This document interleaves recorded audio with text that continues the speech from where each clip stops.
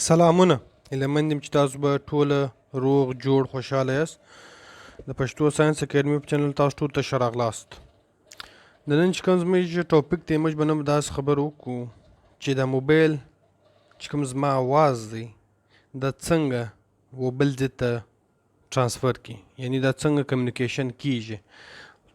یو سړی زما څخه 500 کیلومتر یا 1000 کیلومتر یا 10,000 کیلومتره لري، نو دا سړی ته دا زما اواز په یوه سکنډ کې څنګه ورورسېږي. پر دې فینومینا به نن موږ خبره وکړو. اوله خبره خو دا ده چې کوم ستا وایس سیګنل دی هغه ستا په موبایل کې یو کوچنی مایکروفون لګېدل دی، هغه د ستاسې وایس سیګنل واخلي، دا ستا چې کوم وایس دی هغه واخلي او هغه دا رقم په ایرریګولر سیګنل الکتریکل سیګنل کې کنورټ کړي. ایرریګولر یعنی چپا ورسته دغه چې کوم اواز دی بیا دا اواز دا سیګنل چې دی دا د یو آی سی ووځي چې انټیګریټډ سرکټ ورته ویل کیږي. در هغه چې څه وخت ووځي نو بیا دا په ډیجیټل سیګنل کې کنورټ شي. د ډیجیټل سیګنل بعد بیا دا ډیجیټل سیګنل چې دی ستا په موبایل کې کوچنی انټینا لګېدلی چې دا ډیجیټل سیګنل ستا د موبایل در انټینا ووځي، دا انټینا بیا چې کوم سیګنل دی دا په ایر کې ستا چې کوم سراونډینګ دی ستا چې کوم شاوخوا ماحول دی په دا کې الک ان د فارم آف د راډیو ویوز. په راډیو ویوز کې دا چې کوم سیګنل دی د داسې ونیسي د داسې پورې دا کنورټ شي. راډیو ویوز چې کوم ستا نزدیک چې کوم نږدې چې کوم ټاوران دي نږدې چې کوم تنبیه دي د موبایل ده هغه ته څه وخت ریډیو ویوز ورسي نو دا چې ټوله ټاوران تی د موبایلو دا وینس ګرد ټاوران که هغه هر ځای دا ټوله ټاوران چې دي دا یو د بل سره کنیکټ شوي دي. نو دغه چې کوم ټاورز دي دا د فایبر اپټیک چې کوم کیبل دی د هغه په ترو سره کنیکټ شوي دي او فایبر اپټیک چې کوم کیبل دی د هغه فایده دا ده چې د دې کې سیګنل چې دي هغه په غټ سپیډ باندې په ډیر زیات سپیډ باندې ټریول کوي. نو څه وخت چې ستا چې کوم ریډیو ویوز دي دا د ټاور ونه پورې ورسیږي دا ټاور ون راولاړ سي دا سیګنل چې دی هغه انټو لایټ سیګنل د لایټ په فورم کې یو سیګنل جنریټ کی او دا لایټ چې کوم سیګنل دی دا ډایرکټ د ټاور 2 لاړ سي. ټاور 2 کېدای سي ټاور 1 کېدای سي په کوټه کې او ټاور 2 کېدای سي په کراچي کې یا په کندهار کې. نو دغه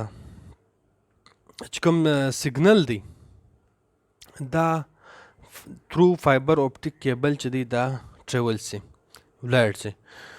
دا سړی که په کراچي کې نو دا سړی ته بیا دا سیګنل راسي او بیا چې کوم لایټ سیګنل دی هغه بیا دا لایټ سیګنل ریورس پروسس سي، یعنی دلته چې کوم پروسس سوی هغه چې کوم پروسس سي هغه ریورس سي. دلته لایټ چې کوم سیګنل دی هغه راسي هغه کنورټ سي په ریډیو ویو کې. څه وخت چې په ریډیو ویو کې دا کنورټ سي د هغه بعد دا ریډیو ویو ستا په موبایل کې یو انټینا لګېدلی، ظاهره خبره چې ستا په موبایل کې د هغو په موبایل کې به هم یو انټینا لګېدلی، هغه انټینا دا سیګنل د ریډیو ویو د الکترومګنیټیک ویو چې دی هغه کیچ کی یعنی ونیسي.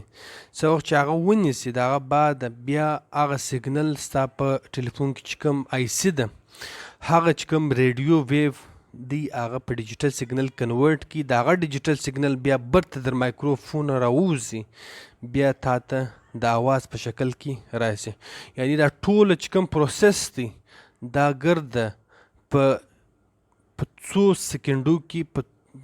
در سکند کم هم حصه کې دا ټول چې کوم پروسس دی دا کیږي. نو دغه و چې د دې چې کوم فنکشنینګ دی دا څنګه کیږي دا کار څنګه کوي او د دې بعد چې کوم بله ویډیو ده په هغې به بیا زه تاسو ته وایم چې دا ټاورز یو د بله څنګه سره کم سره کنیکټډ دی او څنګه و دا ټاور ته یعنی دا ټاور سره به 10,000 ټاور نور هم کنیکټ وي. څنګه و دا ټاور تر معلوم سي چې دا سړی د پلاني ټاور ته نږدې دی نو زه باید چې د دې سره چې کوم کمیونیکیشن دی هغه ورسره جوړ کړم دا ټاور ته دا څنګه دا observe کړي دا څنګه دا ور معلوم سي چې زه به پلاني ټاور ته د هغو سره به کمیونیکیشن جوړوم. امید لرم چې دا ویډیو تاسو ته یو شی در زده کړي او زما چې کوم چینل دی هغه سبسکرایب کاست دا رقم چې کوم ساینسي ویډیو دي زه به اپلوډوم او د هغه څخه به ستاسو یو فایده یو استفاده به جن اخاس. کور ودان ډیره مننه مهرباني.